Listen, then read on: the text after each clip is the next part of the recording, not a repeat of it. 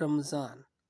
ایک بار موسیٰ علیہ السلام نے اللہ سے پوچھا کہ یا اللہ، جتنا میں آپ کے قریب ہوں، آپ سے بات کر سکتا ہوں، اتنا کوئی اور قریب ہے؟ اللہ تعالیٰ نے فرمایا، اے موسیٰ، آخری وقت میں ایک امت محمد صلی اللہ علیہ وسلم کی ہوگی، اور اس امت کو ایک مہینہ ایسا ملے گا جس میں وہ خشک ہونٹوں، پیاسی زبان، سوکھی ہوئی آنکھیں، بھوکے پیٹ جب افطار کرنے بیٹھے گی تب میں ان کے بہت قریب ہوں گا۔